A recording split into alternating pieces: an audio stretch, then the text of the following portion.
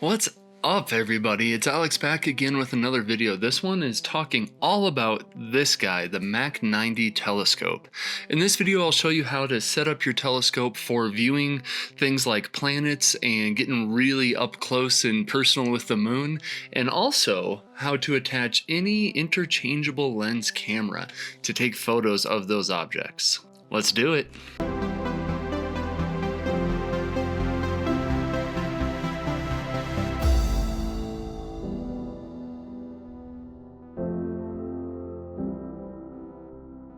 So this telescope from Move Shoot Move is a 90mm telescope, and that's referring to the opening right here. The full frame equivalent reach of this telescope is 1250 millimeters, so it can reach way out there into the night sky. But because it is such a compact little unit here for that focal length, it does have an equivalent aperture about f14. So it's not the brightest telescope, but it is really awesome for imaging things like the moons or planets. You can really see the rings of Saturn or the moons of Jupiter through this telescope really nicely. And it is a dual channel MAK telescope, meaning that you can have an eyepiece installed on the top and have a camera installed on the back and switch which direction the light is coming, either to the camera or to that eyepiece. A little bit about how the telescope works. If you see right in the middle here, it looks like a mirror right in the center. So the light is actually getting magnified by a refraction process inside of this scope. The light goes in on all sides. It hits a concave mirror that sits back here, which bounces the light up to this little mirror right here, which condenses that light and sends it back through either into your eyepiece or into your camera. So when you get this guy out of the box, the first thing you're going to need to do is know what you're going to be mounting it to. For my work, I'm always going to be using that Arca Swiss style plate. So I have gone ahead and attached that to the bottom of the telescope. I'm using the plate that came with my 3-weight gear head because it is just a little bit beefier and a little bit nicer to use. So step one, get that installed.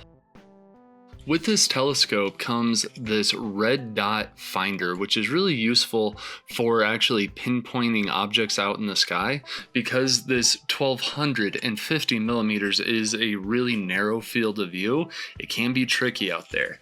So this mounts right on top of the scope. Real simple, you slide it in there and tighten this little screw. And it has a couple of really cool features. The first one is simply a borehole that goes right through the middle of it that you can use to just eyeball up your alignment pretty accurately. And the nicest feature it has is a red dot finder that you can eye up in a much more accurate way. So once this is set on top of your scope, that will be the first thing you use to find your object, if it is anything other than the moon, is to give it the eyeball test with this guy, and it should get you really close. But with all things astro, it seems like there's a little bit of calibration needed. So right now I'm going to show you how to calibrate your red dot finder. And don't worry, if you've watched my polar scope or laser calibration videos, this one's going to be much simpler. To calibrate your red dot finder, you want to make sure that you have one of your 2 included eyepieces installed right in the top. You do that by sliding it into place and then tightening this thumb screw. Now, if you look through this eyepiece and you don't see anything, it's all black, that is fine. It's just this little switch on the back that will change it from sending the light through the telescope to where your camera is going to be mounted versus bouncing the light up to the eyepiece. So now that you got the light coming through to your eyepiece, you want to find an object that's far away and fairly small, like a faraway tree or a light post or maybe the chimney on a house nearby. You want to be able to see that through your telescope, and you're going to center that object in the middle of the frame and use that to center your red dot finder. Let me show you how I do that. So for this demonstration, I'm going to be using my camera set up on the telescope. I'm turning on my live view function, and I've adjusted my settings so that there is this grid displayed here. And as you can see, right in the center of this grid is that circle. And if I zoom in, right in the center of that circle is the spot where the exhaust vent connects to my neighbor's roof. So that is what is perfectly in the center of my field of view here. Now I want to make sure that my red dot finder is aligned in the same way so that when I eye it up, it's giving me the same point as the center. So let's move up to there. So this is proving to be a bit harder to film than to actually see with your eyes, so just bear with me here. I am right now sending my video camera through the red dot finder, and you can see that house with that exhaust vent matching into the roof. I'm focused on that right now, but if I change my focus, you can see the red dot and how it's just definitely not aligned with that point. So what you want to do is use these two different screws, one on the bottom of the red dot finder and one on the left side. Make some small adjustments and you'll see that red dot move. And once it's aligned with your eye the same way it is in your camera, you know that it's pointed in the right direction.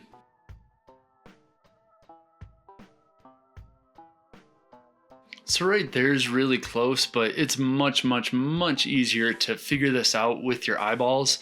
And maybe there's a better way I could record it, but I hope this helps you guys to get the idea. Now that we got our red dot finder all aligned, we're ready to go out at night and start viewing some deep space objects. But now let's talk about how we can photograph with an interchangeable lens camera. In this example, I'm using a Canon 6D and our telescope. So for any of the telescopes that are shipping before March of 2020, so if you've already gotten one pretty much by the time you're watching this video, included will be this little silver ring. Now I've already attached the second part and I can't get them apart. So just imagine it's just this silver ring for now. This is a M42 by 0.75 T-thread telescope adapter. Any of the scopes that will be coming out after March of 2022 will have this T-ring just kind of built into your scope, so you won't need to attach it. But if you do need to attach it, it's real simple. You just thread it onto the back of the scope here. Now the next part, and this is something that you will need to purchase on your own, and I'm leaving affiliate links for the one that I purchased, is this black piece right here. So this is different for every camera brand. This is the part that actually goes into your camera. So Move Shoot Move isn't able to offer these for every different option, but thankfully they're all over Amazon.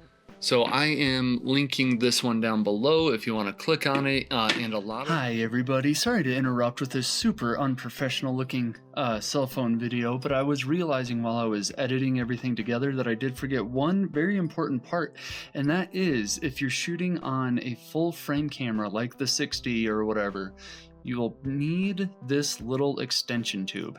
This is part of the package that I am linking down below, but if you don't have this extension tube, you will kind of see the edges of the scope and you'll get some vignetting and you won't use the full use of your sensor on your full frame camera. So the order of operations is metal T-ring adapter, and then on top of that, you install this extension tube. On top of the extension tube, you install your camera adapter, and then you'll install your full frame camera here. So this little bit is important, but it's in the packages, and now back to your better filmed Olympus footage. Now, one goofy thing that can happen with these is that your camera will be crooked because you are just threading it on there. But thankfully with these camera mount adapters that you thread onto that silver adapter, it has these 3 screws that are tightened and loosened by the world's smallest Allen wrench. I don't know at the moment what size this is, so I'm going to put it here. That's the size of Allen wrench you need. And you can loosen these 3 screws just enough to allow your camera to spin so that you can have your camera oriented horizontally or vertically, whatever you need for your composition. You do have the control of that by using this tiny little Allen key. And once you have your camera set, you'll never have to change it again because it'll always thread on the same way. Now, when you are going to photograph with your camera, you want to first flip this switch on the back to turn it from sending the light out the top into the eyepiece to sending the light straight back to the camera. Now let's talk about focusing your camera at night. You're going to want to be using the live view on your LCD, which is how I recommend focusing on the stars anyways. So you're going to use your live view. If you have focus peaking, it could be a good idea to turn that on. And you're going to be looking at whatever your faraway object is and very carefully and very slowly adjust this knob on the back of the telescope. And you should see in your live view that things are coming and going out of focus. Now, this is a very fine and kind of precise adjustment thing, and it's easy to go too far back and forth. So I actually recommend using that same teeny Allen key you use to straighten up your camera and insert it in this small hole on the focusing knob, and that will give you a longer handle and a bit of a lever on the focusing knob and allow you to adjust it with more precision. So if you're taking photos and you're seeing that things are a little bit blurrier than they looked when you focused your camera, you might be quick to think that there's some mechanical problem going on with like the scope or something like that, but it could actually be just a little bit of vibration. Because the scope is so long, any tiny bit of movement that we cause by firing that shutter could cause blurry images. So as always with astrophotography, I recommend using an intervalometer or some sort of remote trigger. Even wireless is probably a better idea. You can also use the app on your smartphone to control your camera. Those are clunky. I don't really like to rely on them. So getting a separate device to trigger your camera is a good idea. I'll leave some links down below for my 2 favorite options for this. If you do not have an app that'll work, and if you don't have a intervalometer that you like to use, I would recommend using a 10-second timer. So you can push that button and wait, and then the image will take. And in that 10 seconds, most of the vibration from you touching it should go away. Now, even the mechanisms inside the camera, like the mirror moving or just the shutter sliding, could cause some micro vibrations that could affect your images. So if you're using a mirrorless camera that has the ability to shoot with an electronic shutter, I think that's a really good idea. Go with the electronic shutter. If you're using a DSLR, I would recommend shooting in live view mode all the time because it shouldn't have that mirror flapping up and down on you. And if you need to use the normal mechanical shutter on your DSLR, if it has a quieter shooting mode like it does on my old Canon 6D, use a quiet shooting mode if you can. Just all of these steps will help to eliminate any tiny little vibrations going on inside of this system. Now, another really cool thing about these telescopes is that you can actually use just your smartphone to capture images. You can do that by getting an adapter that holds your phone's camera right to the eyepiece, so you can just shoot right through there. Move Shoot Move doesn't supply these, but there's tons of them on Amazon or B&H, and I'll post links for that as well down below. Okay, so now we're all set up. We got our red dot finder installed, we have our eyepiece installed, we have our camera on, we know how to focus everything. Should be totally good to go to start taking images of those planets and of those deep craters up on the moon there. On my next video, I'm actually going to get out into the field and photograph the moon. I think it's a crescent moon coming up in the next couple of nights, so I will take you guys with me when we do that. But for now, I'm going to leave it here. Thank you again so much for watching. I will beg for your support with hitting the like button, subscribing, and the bell notification, all of that stuff. If you'd like some one-on-one time where we can work through any issues you're having with your MAK 90, your Move Shoot Move, editing your astro photos, anything like that, I have links down below for a one-on-one Zoom class. They've been super fun so far, so anyone who's interested, click those links and sign up. There's also some discount codes to help out with the cost. That is all for today. Again, my name is Alex McGregor, and I'll catch you on the next one.